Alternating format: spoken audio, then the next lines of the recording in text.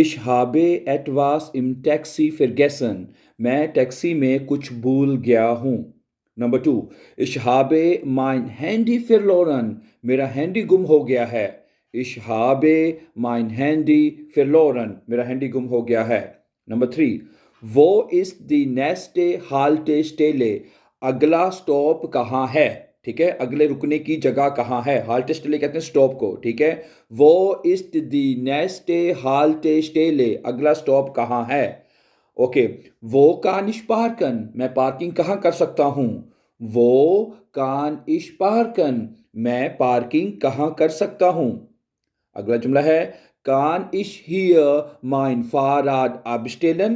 क्या मैं अपनी साइकिल को यहाँ पे पार्क कर सकता हूँ या खड़ी कर सकता हूँ? abstellen, ठीक है, कान इश हियर माइन फाराड abstellen?